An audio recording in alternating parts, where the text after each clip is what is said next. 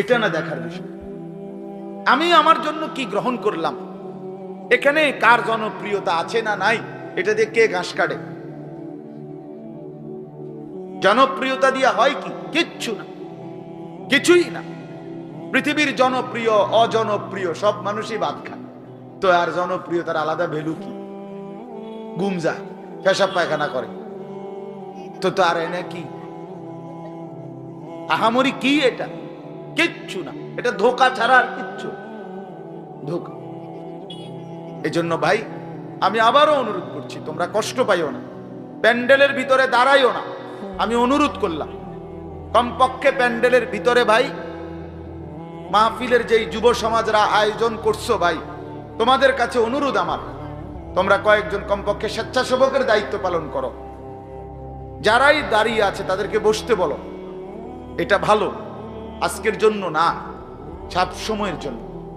হাদিসের মধ্যে আছে হযরত জিবরাইল আলাইহিস সালাম নবীজি সাল্লাল্লাহু আলাইহি সাল্লামের কাছে, শুনতেছেন আপনারা, নবীজির কাছে যখন হযরত জিবরাইল মানুষের আকৃতিতে আসতেন, জিবরাইল আলাইহিস সালাম কখনো কখনো তার মূল আকৃতিতে অদৃশ্যভাবে ওহী নাজিল করতেন কোরআন, আবার কখনো কখনো মানুষের সুরত ধরেও নবীজির সামনে আসতেন। হাদিসে কথা স্পষ্ট আছে যে যখনই জিবরাইল মানুষের আকৃতিতে নবীজির কাছে আসতেন, তো নবীজির সামনে এসে আদবের সাথে বসতেন। কিভাবে বসতেন? হাদিসের এই শব্দটা পর্যন্ত আছে, ফাসনাদা রুকবাতাইহি ইলা রুকবাতাইহি। মানে করেন নবীজি এদিকে ফিরা, তো জিবরাইল ওইদিকে মুখোমুখি মুখোমুখি বসতেন, এভাবে যে উভয়ের হাঁটু বরাবর, বুক বরাবর, চোখ বরাবর, এইভাবে মনোযোগ দিয়ে জিবরাইল আলাইহিস সালাম নবী সাল্লাল্লাহু আলাইহি সাল্লামের সামনে বসতেন। এরপরে তিনি বিভিন্ন বিষয় বলতেন, শুনতেন, নবীজির সাথে কথা বলতেন। তাইলে আদব এটা। আল্লাহর কোরআনের সামনে, রাসূলুল্লাহ সাল্লাল্লাহু আলাইহি সাল্লামের হাদিসের সামনে সর্বোচ্চ আদবের সাথে বসতে হয়, সর্বোচ্চ। এটা বসা, এটাই নিয়ম। হাদিসের মধ্যে আছে, আরো শুনাই আমি, হাদিসের মধ্যে আছে, হাদিসে কুদসি, কোন নেককার বান্দারা যখন আল্লাহর জিকির, আল্লাহর তেলাওয়াত, আল্লাহর কথা শুনবার জন্য, বসবার জন্য, বলার জন্য বসে, তো এই পুরা মজমা যখন শেষ হয়, তো আল্লাহ ফেরেশতাদেরকে জিজ্ঞেস করে যে আমার এই বান্দাদেরকে কি পুরস্কার দেওয়া যায়? তো তারা বলে, মহান আল্লাহ, আপনার ইচ্ছা। তো আল্লাহ তাআলা বলেন, শুনো, আমার এই প্রিয় বান্দাদের মজলিস যারা বসলো, আমি তাদের সকলকে মাফ করে দিলাম। তো ফেরেশতারা বলে, আল্লাহ, এখানে এমন লোকও আছে যে এমনি আসছিল, দ্বীনি উদ্দেশ্যে আসে নাই, আপনার কথা শুনতে আসে নাই, এমনি বইছিল আর কি। ইন্নামা জাআ লিহাজাতিন, ব্যক্তিগত কোনো উদ্দেশ্যে আসছে, তাকেও মাফ করে দিবেন। তখন আল্লাহ তাআলা বলেন হাদিসে কুদসি, হুমুল কওমু লা ইয়াশকা বিহিম জালিসুহুম, এই শব্দটা বুঝাইতে চাই। আল্লাহ তাআলা তখন বলেন, আমার প্রিয় বান্দাদের মজলিস, কিছু বলবেন? বসেন। গন্ডগোল হয়ে আছে, শুনেন, এমন ওয়াজ করবেন যাতে কাফে আপনার বলেন, বসেন না, বসেন, বসেন আপনি। তো এই জন্য হুমুল কওমু লা ইয়াশকা বিহিম জালিসুহুম, এমন কওম, যে কওম, আল্লাহ বলে আমার নেক বান্দাদের মজলিস এমন মজলিস যেখানে যেই বসছে আমি আল্লাহ কাউকে বঞ্চিত করি, কাউকেই বঞ্চিত করব না, বরং ফেরেশতারা শোনো, আমি সকলকেই মাফ করে দিলাম। তাহলে এইখানে কথাটা কি? যে জালিসুহুম, আমার নেক বান্দাদের সাথে যারা বসছে আমি সকলকে মাফ করে দিলাম। তাহলে বোঝা গেল বসার গুরুত্বটা আলাদা। এই এতগুলো কথা বলার পরে আর আমার পক্ষে আর কিছু বলার নাই এই বিষয়ে। কোরআন সুন্নাহর আলোকে বললাম। এরপরে কোনো বদনসিব যদি নাই বসে, তার কি করার আছে? তার কি মাথার বাড়ি দেওয়া যাবে? কথা বুঝছেন না? কাজেই এরপরে কোনো দুর্ভাগা না বসলে ঠিক আছে। ইসরাফিলের ফু যেদিন দিবে সেদিনও বহু মানুষ গাফেল থাকে, হাদিস আছে। ইসরাফিলের ফু হবে, পৃথিবীতে ভূমিকম্প শুরু হবে, জমিন কাঁপতে শুরু করবে, আসমান ভাঙতে শুরু করবে। তখনও গাফলতের মধ্যে বহু মানুষ থাকবে। এই অবস্থাতেই মৃত্যু হবে, এই অবস্থাতেই হাসর হবে। কাজেই গাফেল থাকবেই, গাফেল থাকবেই। এই জন্য আল্লাহ তাআলা আমাদের প্রত্যেককে আল্লাহর কথা, কোরআন সুন্নাহর কথা মনোযোগ দিয়ে আন্তরিকতা নিয়ে শুনবার তৌফিক দান করেন। এবার আর একটা কথা, ছোট্ট কথা, সেটা হলো ভাই, মেহেরবানি করে প্রত্যেকে এই যাদের হাতে মোবাইল, এই হাতে ধরা এই মোবাইলগুলো নামায় ফেলো। আল্লাহর ওয়াস্তে আমার এই কথাটা রাখো, ভালো হবে। আমি তোমাদের কল্যাণের জন্য বললাম। আল্লাহর ওয়াস্তে এই হাতের মোবাইলটা অল্প একটু সময়ের জন্য আমি অনুরোধ করলাম, এটা নামাইয়া এটা বন্ধ করে দাও। এমনি শোনো, চেহারার দিকে তাকাইয়া শুনলে দোস্ত ভালো হবে, মনোযোগ বাড়বে, দিলে কথা জমে। শুধু মোবাইলটা ধরে রাখলে একটা বড় সমস্যা হলো নিজের অন্তরের মধ্যে জেহানে থাকে এটা যে আমার মোবাইলে উঠতেছে কিনা, সেই জন্য সারাক্ষণ নজর এটার দিকে থাকে। আর একটা মনোবিজ্ঞানীদের একটা কথা হলো, মানুষের অন্তর একসাথে দুই জিনিস ভাবতে পারে না। এটা একটা কি পরীক্ষিত কথা। দিলে একই মুহূর্তে দুই জিনিস ভাবে না, এটা রাইখে তোমার আরেকটা ভাবতে হবে। তাহলে এখন যেহেতু তোমার ফিকিরে মনোযোগ মোবাইলটাতে উঠতেছে কিনা ঠিক মতো, তাহলে আর নিজের জন্য কিছু গ্রহণ হবে না। মোবাইলে উঠছে ঠিক আছে, সুন্দর, আওয়াজও ক্লিয়ার হয়েছে, পুরা বয়ানটাও উঠছে, তো এরম তো ওয়াজ লাখ লাখ আছে মোবাইলে। তো নিজের জন্য কি হলো? আমার দিলের জন্য আমি কি নিলাম? আমার নিজের জন্য আমি কি নিলাম? এই জন্য দোস্ত, এটা জরুরি বিষয়, এটা গুরুত্বপূর্ণ বিষয় যে নিজের জন্য গ্রহণ করা। তু আগার মেরা নিহি বনতা না বন, আপনা তো বন। ভারতীয় উপমহাদেশের একজন বিখ্যাত বুজুর্গ বলছেন, সৈয়দ আবুল হাসান আলী নদভী রহমতুল্লাহ আলাই, হে যুবক, যদি তুমি মানুষের কল্যাণ, সমাজের কল্যাণ, কারো কোনো উপকার যদি করতে নাও পারো, আপনা তো বন, নিজের ভালোটুকু তো করো, নিজের কল্যাণটা তো কমপক্ষে ভাবো, নিজেরে কমপক্ষে সুন্দর বানাও। আমি কে? আমি কোত্থেকে আসলাম? আমারে কে বানাইলো? আমি কোত্থেকে আসলাম? কেন বানাইলেন? আমি ফিরে যাব কোথায়? প্রতিনিয়ত দোস্ত, বন্ধু আমার, বাপ আমার, যে মানুষগুলো কবরে চলে যায়, তাদেরকে কে নিয়ে যাচ্ছে? কেউ তো নিজের থেকে মরতে চায় না, আত্মীয় স্বজনও তো কারো মৃত্যু চায় না, কিন্তু একজন অদৃশ্য মালিক নিয়ে যাচ্ছে। কেন নিয়ে যায়? কেন নিয়ে যাচ্ছেন? কোথায় নিয়ে যাচ্ছেন? এজন্য প্রিয় বন্ধু, বাপ, এটা আমাদের ভাবা উচিত। এতটুকু যে আমি নিজের কমপক্ষে ভাবি, আপনা তো বানি। কোরআনুল কারীমে আল্লাহ বলছে, ইয়া আইয়ুহাল্লাযীনা আমানু আলাইকুম আনফুসাকুম, হে ঈমানদারগণ, মুমিনগণ, তোমরা নিজেকে নিয়ে নিজেকে সাজাও, গড়ো। আলাইকুম আনফুসাকুম, নিজেকে মজবুত করে ধরো, নিজের ভালোটুকু করো, নিজের সৌন্দর্যটুকু বুঝো। কোরআনুল কারীমে আল্লাহ বলছে, ভাইয়া ওয়ালা তুলকু বিআইদিকুম ইলা তাহলুকা, হে আমার বান্দা, নিজেকে নিজে ধ্বংস করে দিও না, নিজেকে নিজে বরবাদ করে দিও না। একটা মোটর সাইকেল, অনেক ছেলে পেলে, আমি প্রায় সময় বলি, আমার এতটা মায়া লাগে যে হায়, নিজে একটা মোটর সাইকেল এইভাবে চালায়, মনে হয় একটা কুত্তাও এভাবে দৌড়ায় না, এত দ্রুত গতি। আহা সন্তান, অ্যাক্সিডেন্ট করলে তো তোমারই পাওটা ভাঙ্গা যাবে, অ্যাক্সিডেন্ট করলে তোমার মাথাটা ফাইটা যাবে, অ্যাক্সিডেন্ট করলে তুমি তো রক্তাক্ত হয়ে যাবে। এতটুকু ভালো যদি না বুঝে এই পাগল, এই মাতাল, কি পরিমাণ মাতাল, কি পরিমাণ মাতাল। খুব জোরে চালাইলে মানুষে দেখবো, মানুষে দেখতে দেখতে তো তুমি গেছো গা, তো কি দেখতো মানুষ? এটা দেখবো কি? তা তুমি দেখবার আগে তো তুমি তো দৌড় দিছো কুত্তার মতো, তো তোমার কি তা চাইতো মানুষ? কি দেখবো? এটা এটা দেখার কি আছে? এটা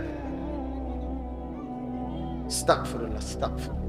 এরকম অসংখ্য বিষয় আছে যে তুমি যদি মনে করো দিবানিশি চরিত্রহীনতার মধ্যে ডুবে গেলা, উলঙ্গ ছবি, নর্তকীর নাচ, জেনা, ব্যভিচারের দৃশ্য দেখলা, সারা রাত সারা দিন মোবাইলে।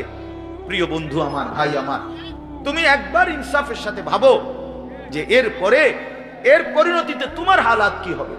তোমার শরীর, তোমার যৌবন, তোমার যৌন শক্তি, তোমার যৌবনের সক্ষমতা, এটা যখন প্রয়োজনের মুহূর্তে হারায় যাবে, তুমি যখন ফকির হইবা, তুমি যখন ফকির হয়ে যাইবা, একদিন শরীরের সক্ষমতার অভাবে যখন ধুকে ধুকে কাঁদবা, দুনিয়া তো বেইজ্জতি, আখেরাত তো বেইজ্জতি, তো কি হবে সেদিন?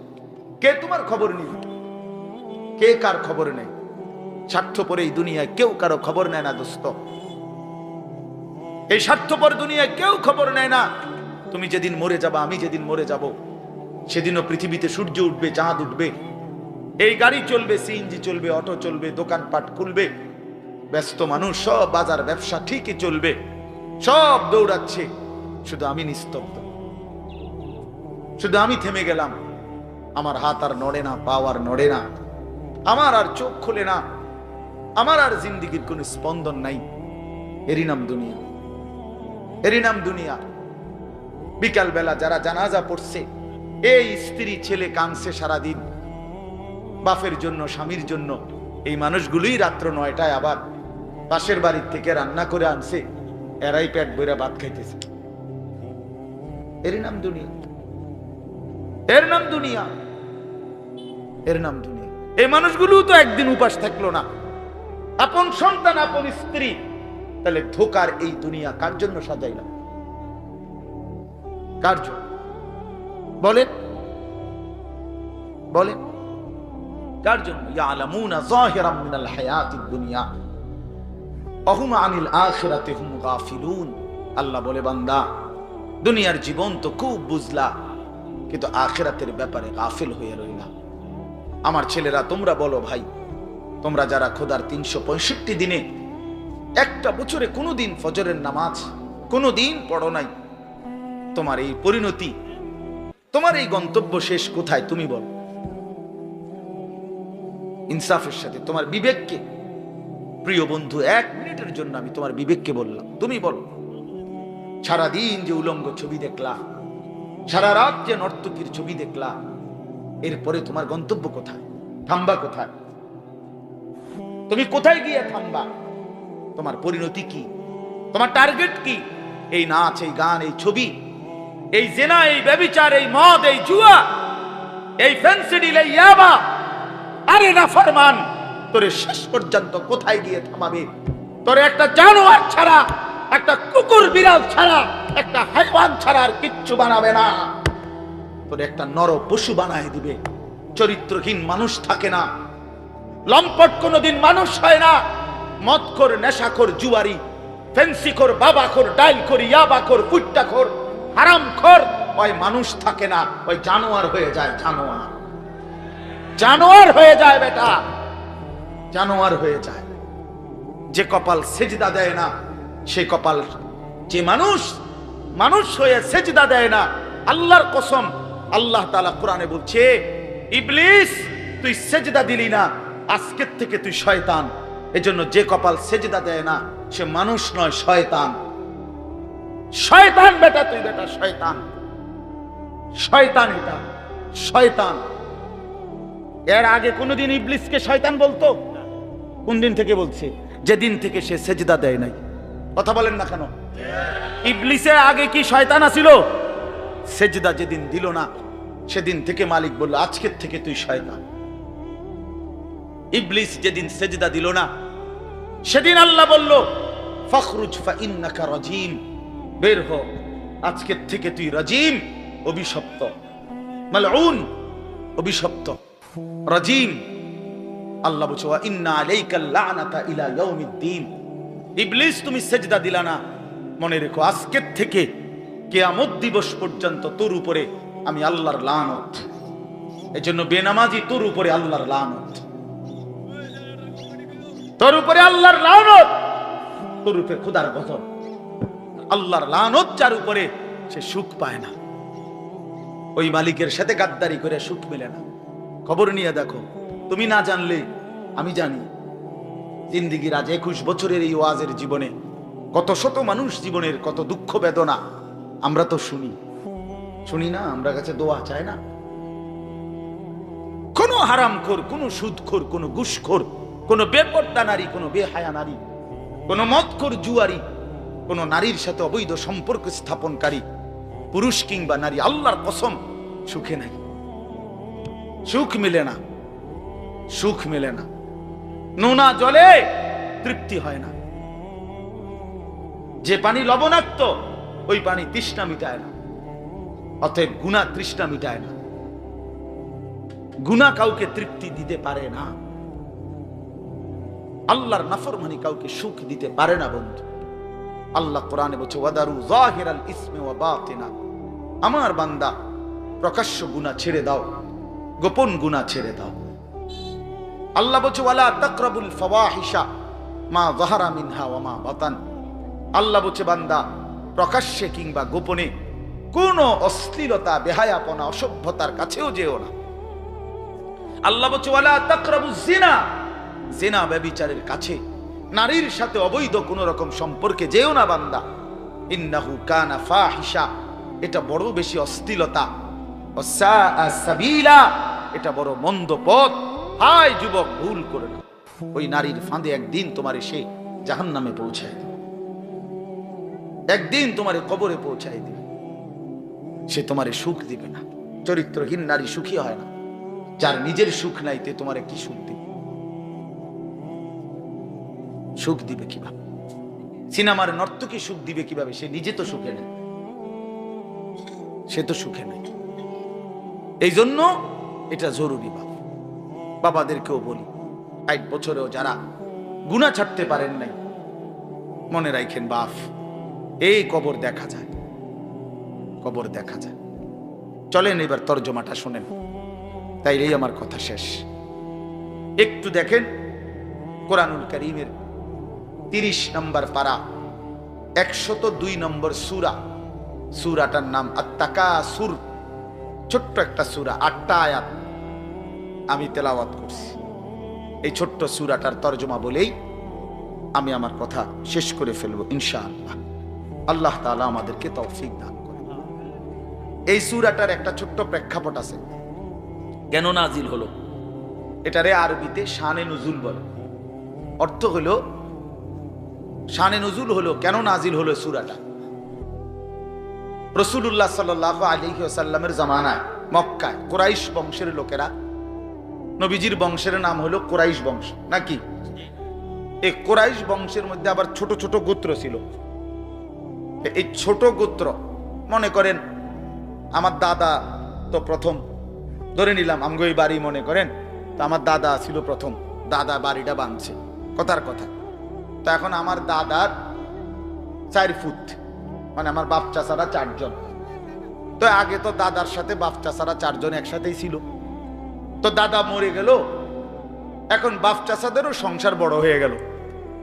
ফলে এখন সবাই আবার আলগা আলগা আরো জায়গা জমি কিন্না ডাইনে বামে গদ্দুয়ার করছে, আরো বাড়ি ঘর বাড়ছে। এখন চাচার বাড়িও আলাদা নামে পরিচয়, জেডার বাড়িও আলাদা নামে পরিচয়, আমগো বাড়িটাও কি আলগা নামে পরিচয়, এমন আছে না? এই আর কি। তো প্রথমত তো বড় বংশটা পুরাটার নাম হলো কুরাইশ, কিন্তু এরপরে আবার এর অধীনে ধীরে ধীরে ছোট ছোট আরো গোত্র ছিল, আরো বংশ ছিল। এই যে ছোট বংশ যেগুলো ছিল, এরা প্রতিনিয়ত এদের একটা বদভ্যাস ছিল যে এরা নিজেদের মধ্যে অবসর পাইলেই নিজেদের ক্ষমতা, প্রভাব, প্রতিপত্তি, অর্থ সম্পদ, স্ত্রী পরিজন, সন্তানাদি, বংশধর, কার কদ্দুর কত বেশি দুনিয়া, এই নিয়ে নিজেদের মধ্যে বড়াই করত, প্রতিযোগিতা করত, তর্কাতর্কি করতো আর কি। হ্যাঁ, নিজেদের মধ্যে বিতর্ক করত। আমার চাচা এই, আমার জেডা এই, আমার মামা এই, আমগো বাড়িতে এত আছে, টাকা এত, বাড়ি এত, জায়গা এত, জমি এত, তোরার কিতাবে না। এগুলো আমাদের মধ্যে হয় না এমন? এরকম ওরা প্রচন্ড ভাবে এইটা নিয়ে বিতর্ক করত। অর্থ সম্পদ এবং ক্ষমতা, প্রভাব, প্রতিপত্তি এবং বংশধর নিয়ে নিজেদের মধ্যে গর্ব এবং অহংকার করত, প্রতিযোগিতা করত, কার কত বেশি দুনিয়া দুনিয়া। তো এটা তাদের একটা অভ্যাস ছিল। এর মধ্যে 2টা গোত্র বনু আব্দে মানাফ এবং বনু সাহাম, ওই কোরাইশের শাখা, এই দুইটা গোত্রের নাম। একদিন তারা এই দুই গোত্র প্রচন্ড তর্কে লাগছে, কার বংশ বড়, কার সম্পদ বেশি, কার ক্ষমতা বেশি কইতেছে। এরা একবার কয়, এরা একবার কয়। এই বলতে বলতে যার যে বড়ত্ব, দুনিয়ার অহংকার, দুনিয়া বাড়ানোর এই নেশা বুঝাইতে বুঝাইতে এক পর্যায়ে ওই বনু সাহাম একটা গোত্র, তারা বনু আব্দে মানাফ এই পরিমাণ বলছে যে তারা হিসাব করছে যে আমগো কইমা যাইতে আছে, মানে এরা হাইরা যাবে হিসাবে, এরার থেকে মানে হিসাব দিতে গিয়া আর মিলাইতে পারতেছে না, এগো বাইরে গেছে। এই তখন এরা এই বনু সাহাম এই গোত্র কইল কি অগরে, এ দিগাও, কই কবরস্থানে আসো। কোথায়? কবরস্থানে আসো, আসো কবরস্থানে। কবরস্থানে কি আসো না? তা আইসা এবার কবরস্থানের সামনে আইসা তাগো ওই মুর্দা যারা কবরে তাগো বংশের এবারে এই হ্যাগো হিসাব দেয়া হইতেছে। এই বেটা আমার চাচা মরলে কি হইছে, চাচা কি আছিল তুই জানোস বেটা? আমার দাদা মরলে কি হইছে বেটা? হ্যাঁ, আমার দাদার ভয়ে দাদা নিজে কাঁদতো বেটা।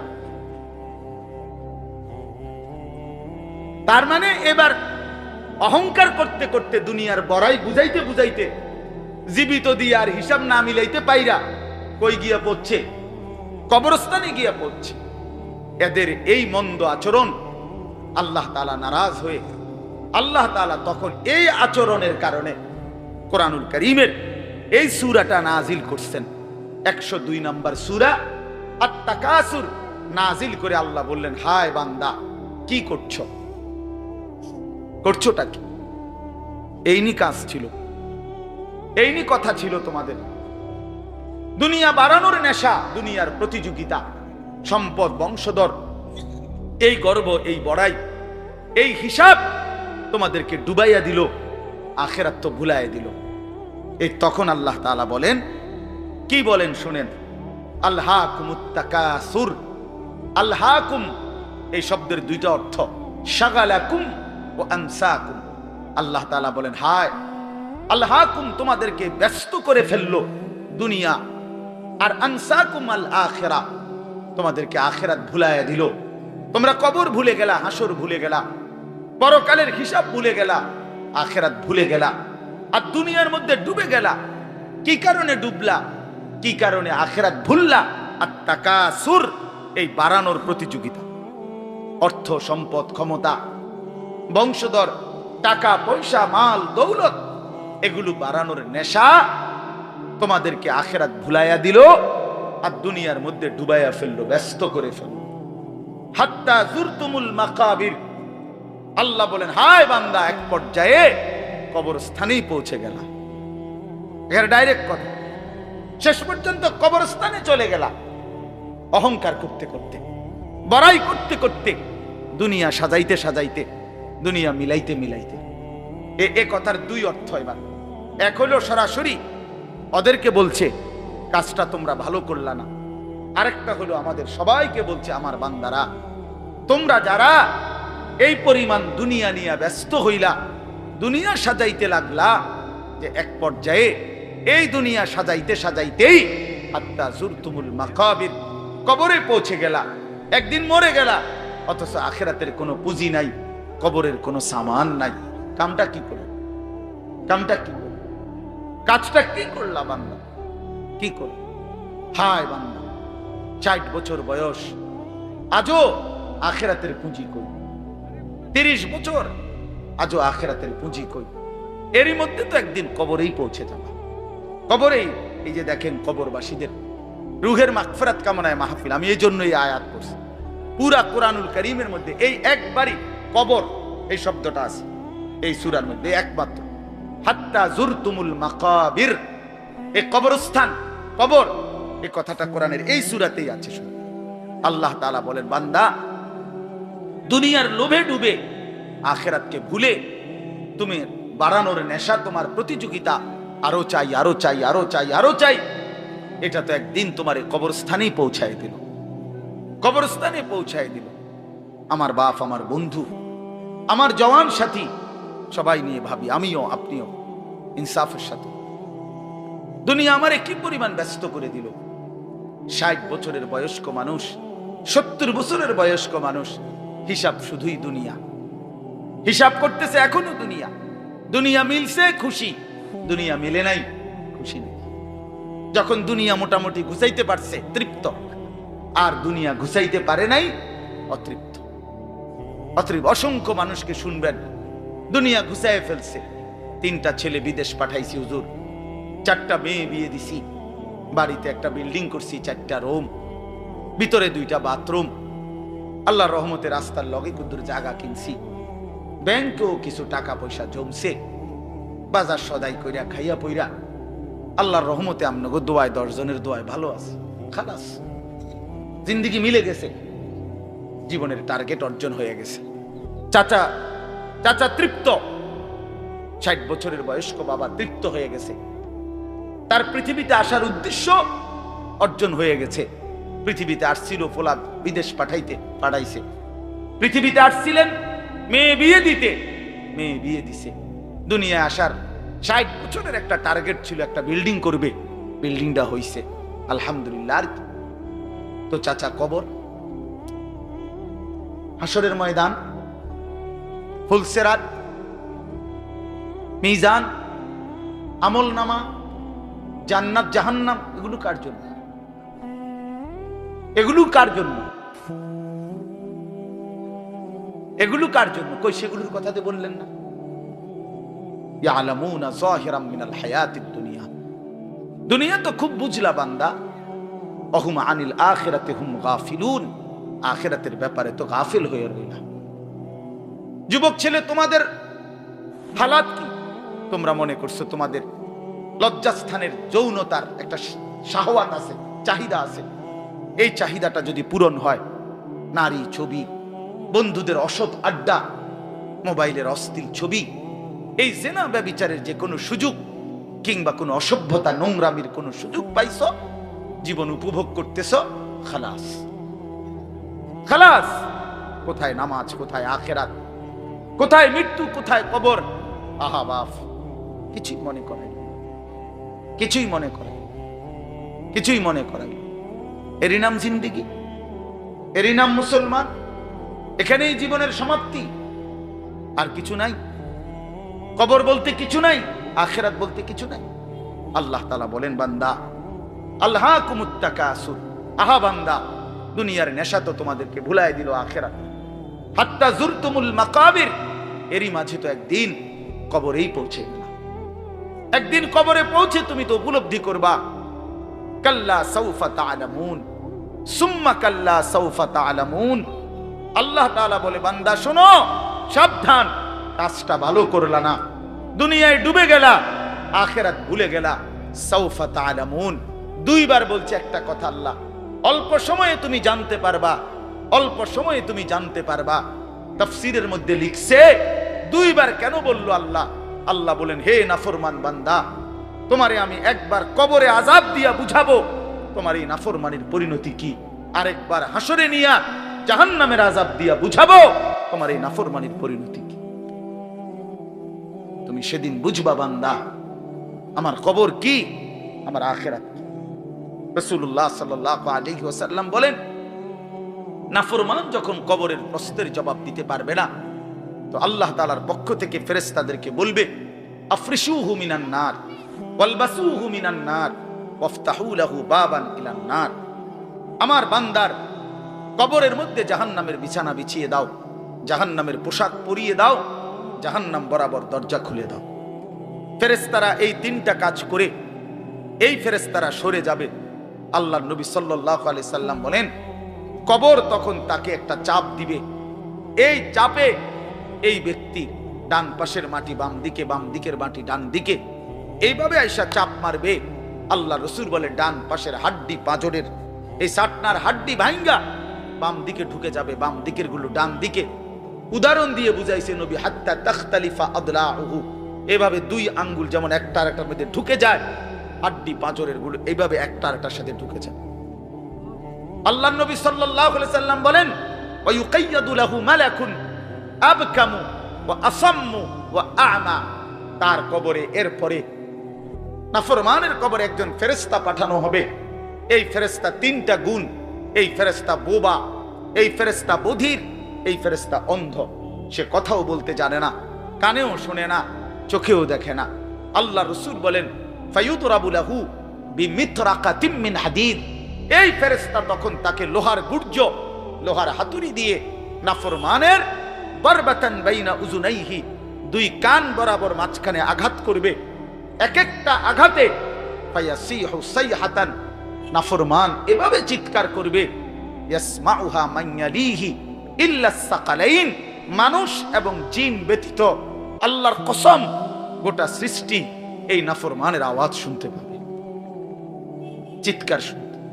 দোস্ত আমার, বন্ধু আমার, ছেলেরা আমার, জিন্দেগি বড় বেশি রঙিন মনে করছো তুমি।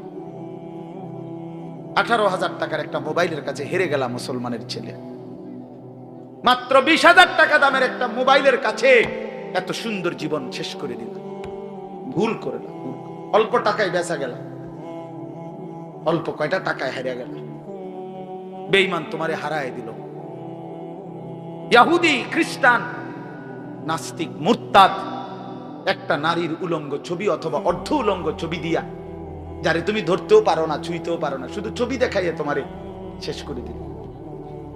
তোমার দুনিয়াও নষ্ট করে দিল, আখিরাতও নষ্ট করে দিল। হায় হায়, এর চাইতে বড় ব্যর্থতা আর কিছু হইতে পারে? আমার কথা মনে রাখো বাপ আমার, প্রিয় বন্ধু আমার, সন্তানরা আমার, ছেলেরা আমার, ভাই আমার, যুবক, আমি যদি আর কোনোদিন বলতে নাও পারি, এই একবারই বলবো, এতটা সুন্দর জীবন নষ্ট করে দিও না ভাইয়া, এতটা সুন্দর জীবন নষ্ট করে দিও না ভাই। মেহেরবানি করে বরবাদ হইও না, চরিত্রহীন হইও না। কোরআনুল কারীমের মধ্যে আছে, আল্লাহ তাআলা বলেন, নারীর সাথে অবৈধ সম্পর্ক স্থাপনকারী ব্যভিচারী, এই জিনাখোর, আল্লাহর কসম আল্লাহ বলছে ইউদাআফ লাহুল আযাবু ইয়াউমাল কিয়ামাহ। ব্যভিচারী, জিনাকারী, জিনাকারী, ব্যভিচারী। মনে রাখবা ছেলেরা, নারীর সাথে কেউ যদি কথা বলে সেও চোখের জেনা করে।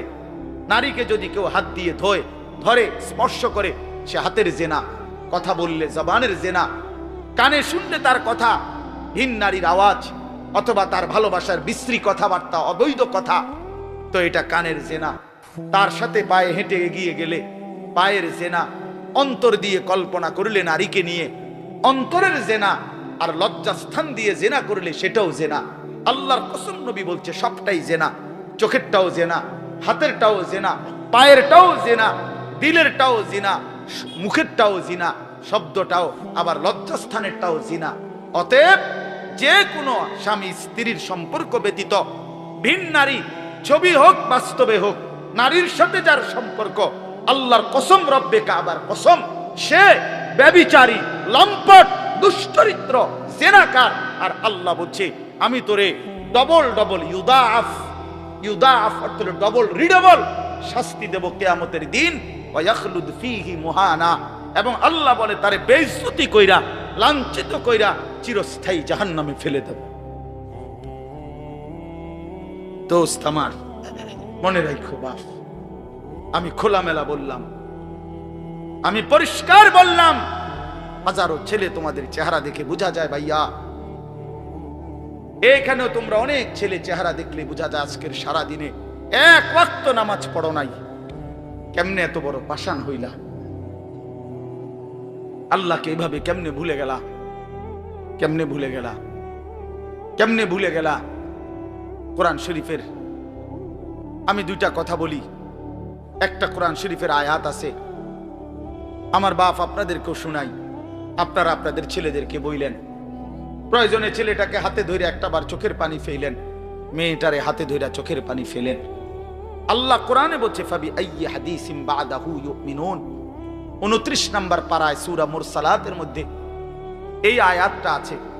আল্লাহ বলে, বান্দা, এই 30 পারা কোরআন আমি নাজিল করেছি, আমার সর্বশ্রেষ্ঠ কথা এগুলো।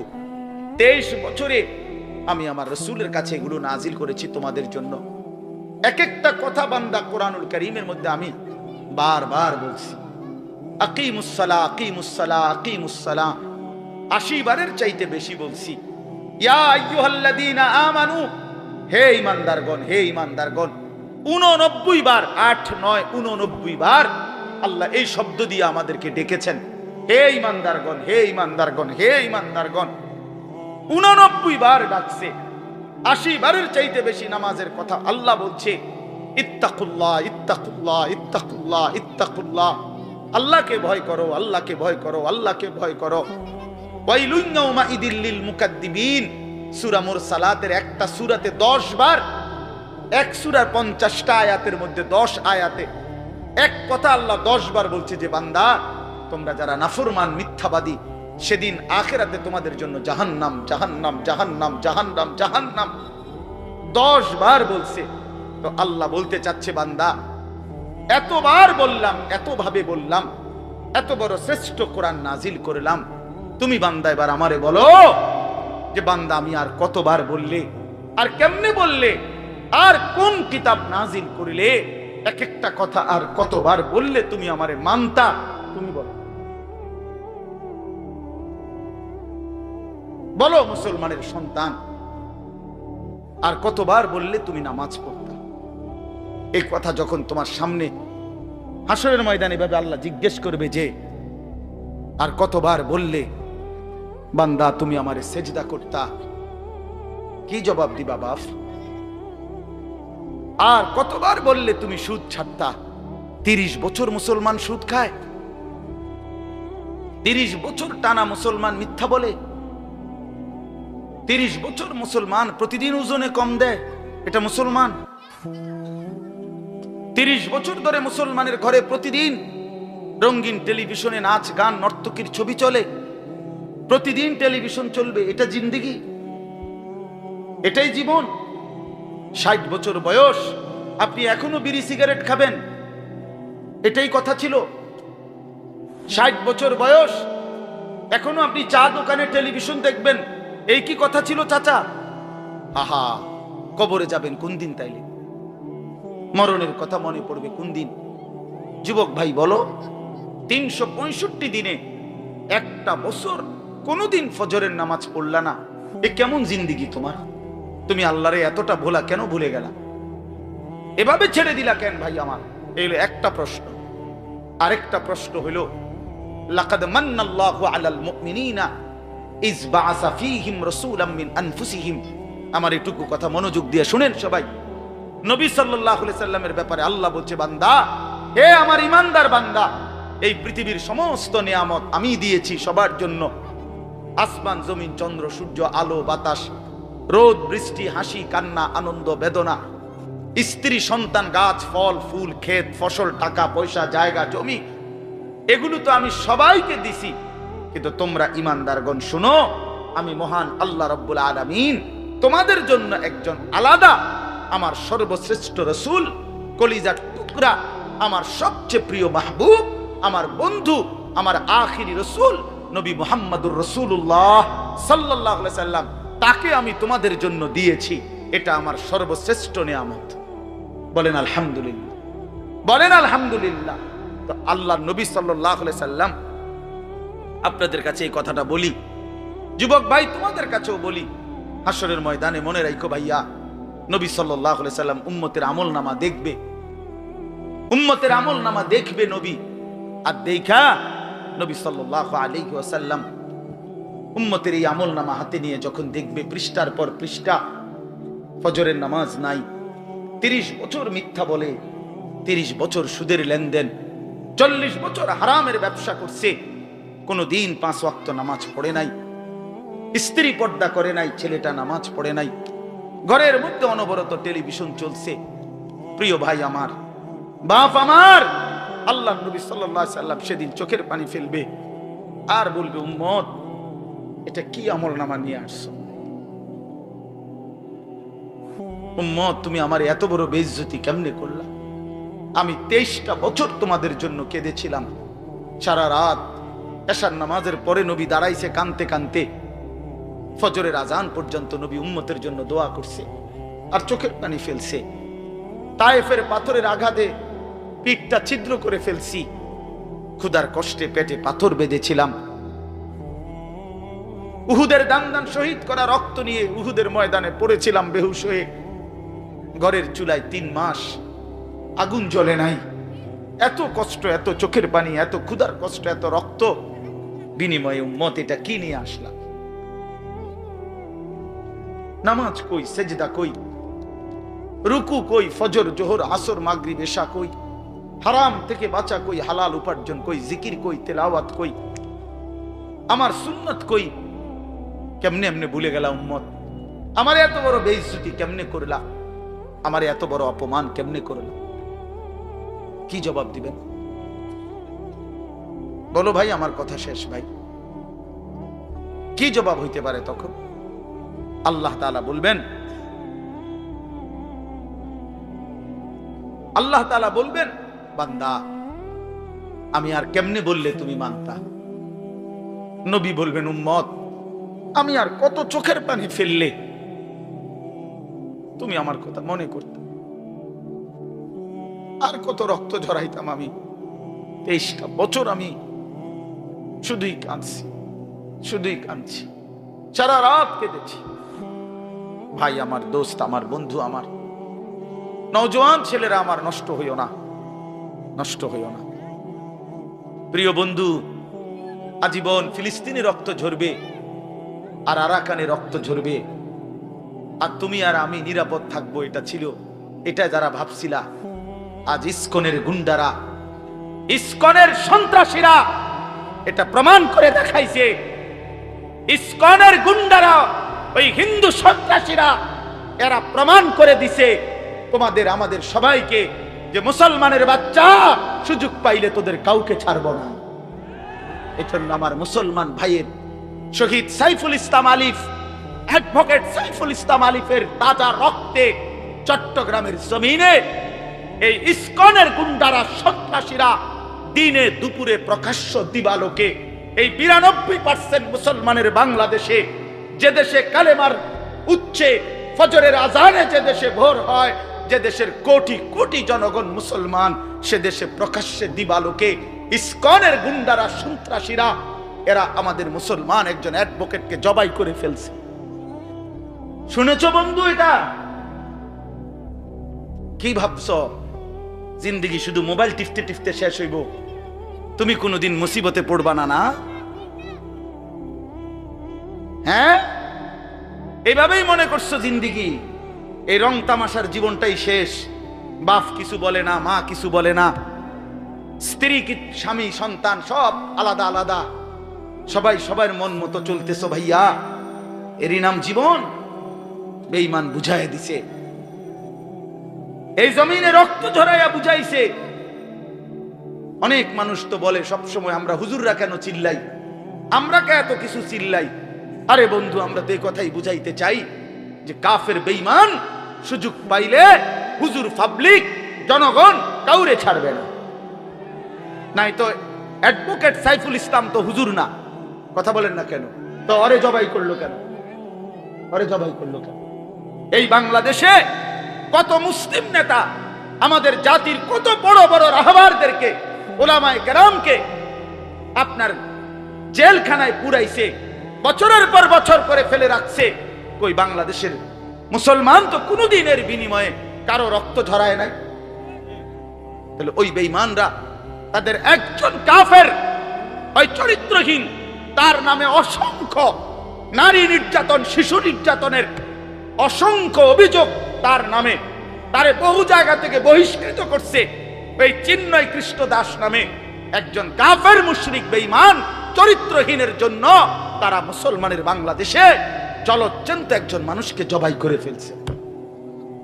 আজকে আবার পেঁয়াজের ধমক দেয়, পেঁয়াজ বন্ধ করে দিবে, আটা বন্ধ করে দিবে, আলু বন্ধ করে দিবে। ইন্ডিয়া থেকে আমাদেরকে ধমকায়, আমরা পেঁয়াজ বন্ধ করে দিবে। আলু তার আব্বার, পেঁয়াজ কি ইন্ডিয়ার আব্বার? কথা বলো না মিয়া। তাইলে কিসের ভয় দেখায়? 110 কোটি জনগণ তাদের। আরে মুসলমান তো 110 কোটিকে ভয় পায় না, 210 কোটিকে ভয় পায় না। আমাদের সংখ্যা হিসাব না, আমাদের শুধু একজন আগেও একজন, এখনো একজন, আগামীতেও আমাদের একজন, তিনি আল্লাহ। তিনি কে বলো যুবক, আরো জোরে বলো যুবক, দাঁড়াও বলো নওজোয়ান, দাঁড়াও জওয়ান, ওঠো নওজোয়ান, দাঁড়াও জওয়ান, দাঁড়াও জওয়ান, জাগো নওজোয়ান, ওঠো নওজোয়ান, হিম্মত করো নওজোয়ান, তাকবীর বলো জওয়ান, তাকবীর বলো জওয়ান, জোর সে বলো জওয়ান। নারায় তাকবীর! ইসলামের শত্রুরা, ইসলামের শত্রুরা, নারায় তাকবীর! ইসলামের শত্রুরা, নারায় তাকবীর! এটা মনে রাখতে হবে, এদেশ ইস্কনের না, এদেশ মুসলমানের। বলো এদেশ ইমানদারের, এদেশে কালেমার পতাকাই উঠবে।